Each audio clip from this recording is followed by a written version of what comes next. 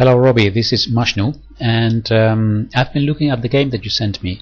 It's a correspondence chess game that you played on a website on the internet, and I must say that correspondence chess is a great way to practice your chess. It gives you really a lot of time to think about each move, so many times the level of play is much higher than on the let's say over the board games. So correspondence chess is great that you're doing this. Now I must say that sometimes people that go play correspondence chess on the internet, they play so many games at the same time that they end up playing a kind of blitz correspondence. They think only a few seconds about each move, and then, well, all the value of correspondence chess goes lost. But you sent me a very interesting game, and we're going to talk about pawn structures, and we're going to talk about decision making in chess, because those are interesting things in this game. Let's have a look move by move. You were playing white here, and you played the move c4 to start. Your opponent answered g6, and you played g3, bishop g7, bishop g2. So this is the English opening, a nice light square opening. We call it like that because your pawn is looking at light square and your bishop as well. So that's the strategy of white, to concentrate on this light squares, prevent black from playing d5 at the moment. Let's see, black plays e5 now, so black is concentrating on the dark squares. Knight to c3, again a nice support of these light squares. Knight to e7, knight to f3, castle kingside, and here you castle kingside as well. It's also an option to play d4 immediately here and try to trade this center pawn of black, but you castle kingside. Let me show you a short example about the move d4. If black takes, then you retake with the knight, and then black continues developing with knight to c6, and you can choose here to trade on c6 or to go back to f3. Both moves have been played in grandmaster games. If you take on c6, he retakes with the knight, and then you can castle kingside. And now here black will want to develop his light square bishop, so he will play d6. But well, let's say we get a completely different type of position than in your game, and perhaps this is just a matter of a taste. Some people like to play more open positions, and some other people like more to play more closed position and keep the tension there before they decide when to open the position. You castled here, and your opponent played d6. You continue with d3. Now bishop to g4, and this is an interesting moment. This is the first moment when we have to make an interesting decision about this weakness here on b7. By the move bishop from c8 to g4, black leaves this pawn undefended, and we can choose in fact between queen to b3 to attack b7, or to move this knight away from f3. You chose to play knight to d2. Now I find this knight going to d2 a bit passive, because it was in the game not really easy to find an active plan to continue with this knight. Perhaps here queen to b3 is a bit stronger. You see, in the game you played knight to d2, attacking with your bishop b7, and then he played knight to c6. Now let's compare this position with the position that would arise if you would play queen to b3.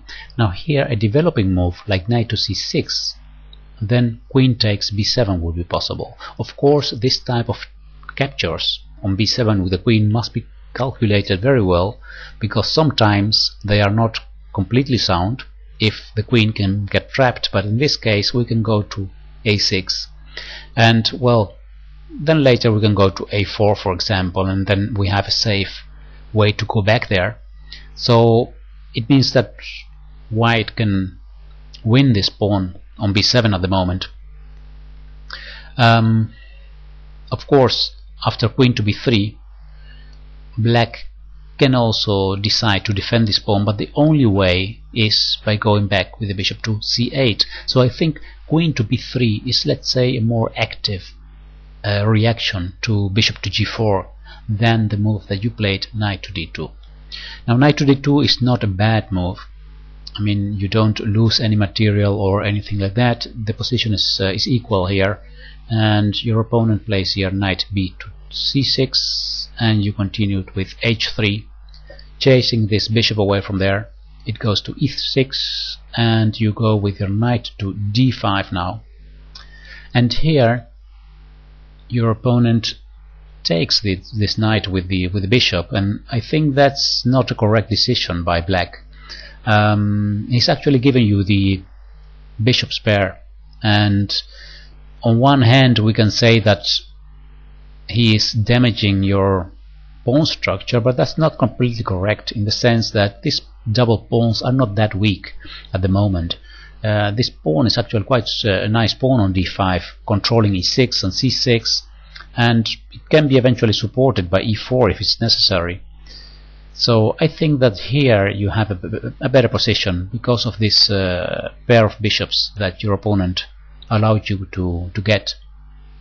Now the knight goes to d4, a central square, so you want to get it away from there. Correct reaction to play e3.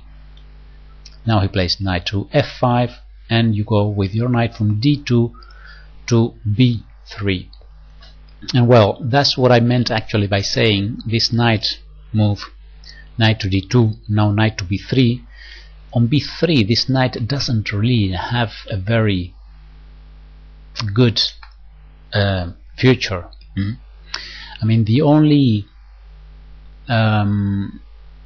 ways to justify this move would be if we would have, for example, a c pawn that could advance to c5. That would be a support, and in this case, well, supporting the move d4 doesn't really lead to any special thing. So I think that this knight here is not really very well placed. But well, still we are in a position where, let's say, the position is equal, or perhaps still a bit better for white, since we still have this pair of bishops here. Now black plays a5, wanting to play a4, so you stop that immediately. I think that's the correct reaction to play a4 now. And here he plays b5. You reacted to b5 with e4, and the knight didn't go away.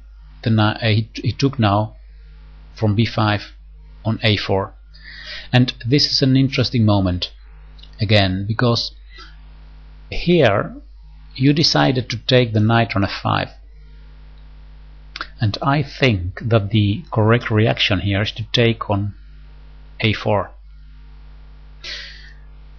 Let me show you a variation. If you take here on a4, we have a weakness on a5 and a weakness on c7, and we are still, let's say, having the initiative, because after taking on a4 we still have an attack on this knight on f5. So black must now do something against this. Of course he can go to the central square, but here we can trade it, and then after this, for example, play queen to c2, with the idea of concentrating the attack on these two weakened pawns.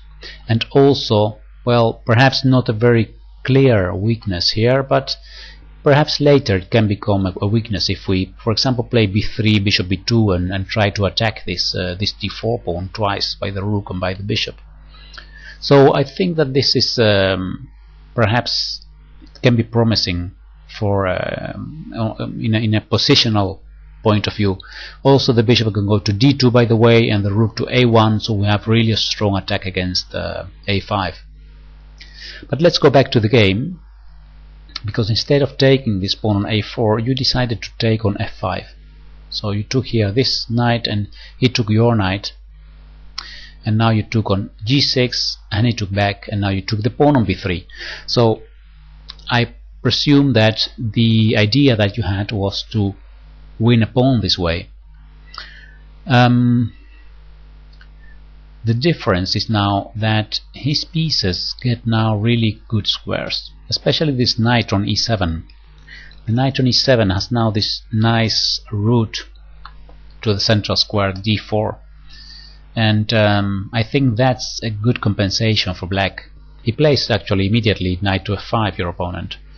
You went with your queen to c4, and now he plays queen to d7, bishop to d2, attacking a5. But now that the rook is not on a5, as in the previous variation that I show you, he can play a4. He can play a4 himself. So now this pawn, this a pawn, is more difficult to attack than when it was fixed on a5. These are the decisions that have an influence on the pawn structure.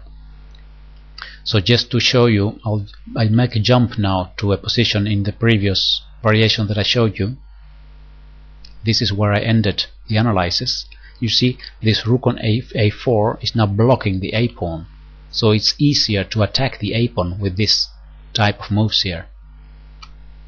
And as we go to the position in the game, when this pawn can advance, it becomes more difficult to attack it. Now you played here bishop to c3, controlling a bit d4. So I guess that's your intention. If it goes knight to d4, you can take on d4. Your opponent moved now queen to e8, and here I was surprised about not taking on c7. Also, this has to do with pawn structure. You played rook f to e1. I think that taking on c7, of course these are things that must be calculated very well. What happens after rook to c8, those kind of things. But in this case, after rook to c8, you can go to a5, attacking a4 twice. And about pawn structure, it's important to understand that if black loses this pawn, then we will have a nice passed pawn. The b pawn cannot be stopped by any other pawn of the opponent. So this becomes a strong weapon now, b2. Here in this position, if black plays rook to a8, that would be I think the best move. Then the queen can go to b4. Still we are attacking a4 twice. If queen goes to d7 to bring the other rook to the b file, we can play a rook to a3, again blocking this pass pawn, so the other rook can later go to a1, and we have as much as force possible against this a pawn, because if this a pawn falls, then we have a strong weapon with the b pawn. Well, about this move queen to c7, that was possible. You played rook f to e1, preventing the advance of this pawn, and your opponent perhaps realized that his pawn now on c7 was very vulnerable, so he went with his queen again to d7. Now rook a3, good move in the sense that you are perhaps preparing to bring the other rook to a1 to attack this this weakness on a4. Here he plays rook a7. It is a tactical mistake, and you spotted it immediately, and you played the move b3. This rook on a7 is undefended, and in every position when we see undefended pieces, we can have a look if there is any tactic that we can use, because here the move b3 is important because this pawn is pinned, so you can play this b3 move. The queen went to f7 now. That means immediately that we have to take care of this if there is any danger there. You didn't take here on a4. You could have done this, taking on a4, and of course there is things like knight to d4 with attack on against f2. At the moment that we take on d4, we are temporarily defending here. Black takes back, and again he has a threat against f2, but we can defend this f2 pawn with the queen to c2, and now we have what we wanted, this nice passed pawn on the a file. Still c7 is a weakness, and this, well, not really a weakness any longer since we don't have a dark square bishop. let's go back, because this trade of the knight on d4 against this dark square bishop is something that happened also in the game later, and we got this opposite color bishop endgame. And that's something to really keep in mind, that the draw chances increase when we get those type of endgames. You played here king to h2 instead of taking on a4, king to h2. He plays h5 now, so he wants to go for a kingside attack. Now you take on a4 with the rook. I was thinking, what is better, to take with the rook or with the pawn? Personally, I think that taking with the pawn is stronger. Reason for this is, again, it has to do with pawn structure. The black pawns,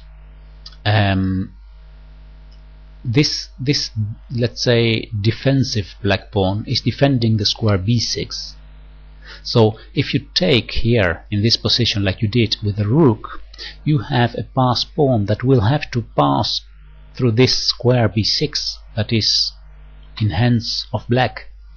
So only because of this we can already think that this perhaps is a better move.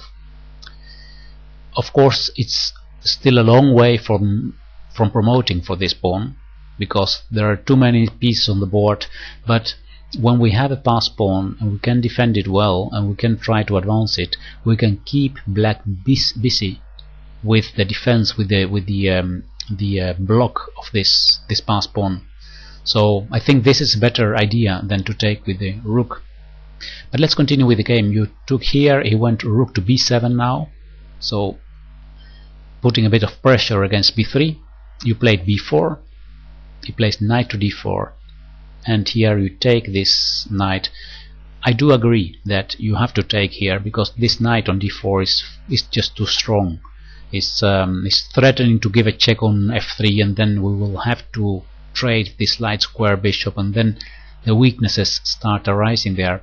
So I do agree that it's good to take here, but the consequence is, of course, that we have now opposite colors bishops, and that means that if we trade too many heavy pieces, we're going to get into an endgame where the chances of draw are increasing. You played here rook to d2, to e2, I'm sorry, defending f2, bishop to e5, f4, the bishop goes to f6, and now you play h4, blocking the g-pawn from advancing. That's absolutely a good thing. It's interesting, of course, here for black to see if he can sacrifice on h4. He didn't do that. He played queen to d7, but it's interesting to have a look. Let's go back here at the move bishop takes h4. What happens after g takes h4? The f4 pawn falls, queen takes, and now king to g1 and queen takes h4. This type of sacrifices, sometimes we see them in over the board games when players don't know what to do to have dynamic play, and then they do this type of crazy sacrifices. I call them crazy sacrifices because if you play well with white here, you can win this position, but it is a practical problem to try to stop these two pass pawns. And I think that many amateurs have lost this type of positions, because if you don't play it correctly, then these two pawns start advancing and can get dangerous. So let's say if we look at the position objectively, then we can say that this sacrifice is not sound, but in a practical way it can be even playable on different levels, not only amateur level, perhaps a bit higher levels also. This type of decisions can be made. But let's continue. Queen to d7. You played rook a to a2 now, and king goes to g7, bishop h3, queen to d8, rook to e6. Looks like you are making improvement now. The problem is that it's quite difficult to really find a way to get through here. Here your next move is rook to g2. I thought, what do you want? Do you want to advance this pawn? But then h4 hangs, so it doesn't really have much future. He goes rook a8, and then you go back with your rook to c2, attacking c7. So here my conclusion was that with white probably you didn't have a clear plan, and I must say it is difficult in this position to find a good plan, because black pawns are on dark squares here, so it's very difficult to attack them enough, and it's quite easy for him to defend with the rook to f7 or rook to a7 or rook to c8, things like that. Then c7 is very well defended, and the pawn on d4 is impossible to attack because it's defended by the dark square bishop, and we don't have a dark square bishop, we have a light square bishop. The game continued with rook to f7, rook to e1, rook to a3, bishop to e6, attacking the rook goes to e7, rook b1, queen to a8, rook to c1, rook c3.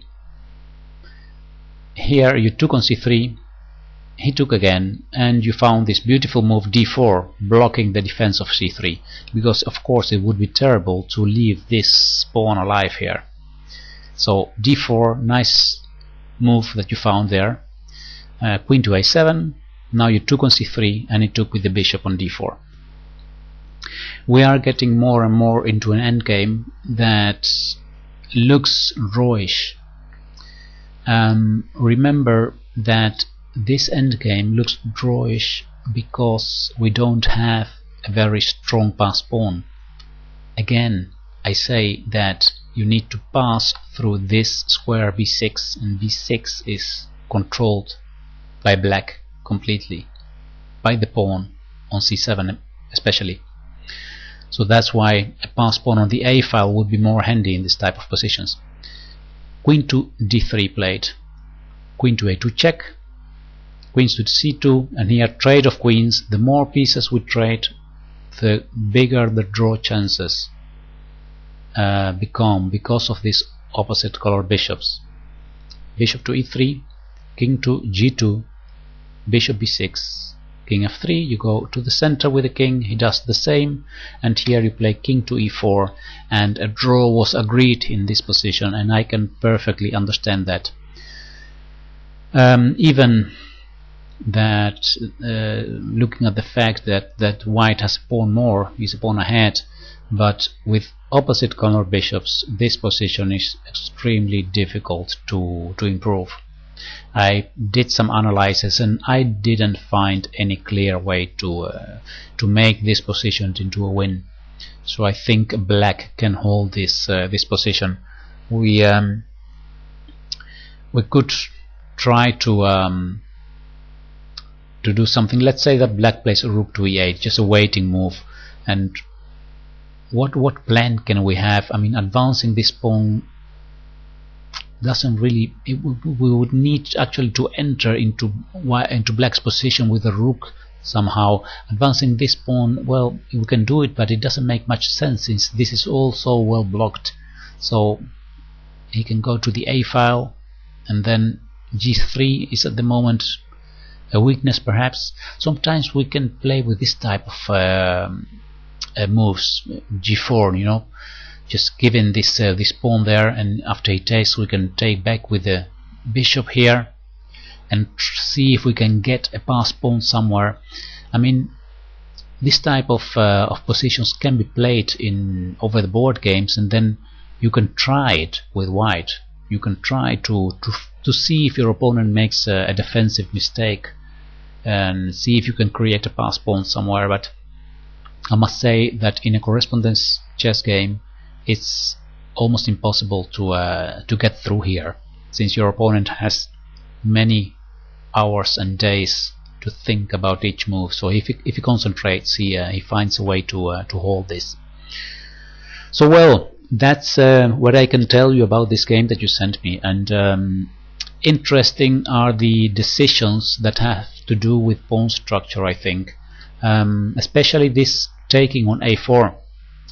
taking with the rook instead of taking with the pawn. I think that's something to remember. That let me see what position that was later in this. After b3 here. Oops. Here you took with the rook, and taking with the pawn is really gives you more possibilities of improving the position, opening the b file and having this passed pawn. That's stronger than a pawn on the b file. But well, anyway, I hope you you found this interesting. It gives you new ideas to play this type of positions, and I wish you all the best in your chess adventures. Alright, thanks for watching, and I'll see you next time. Goodbye.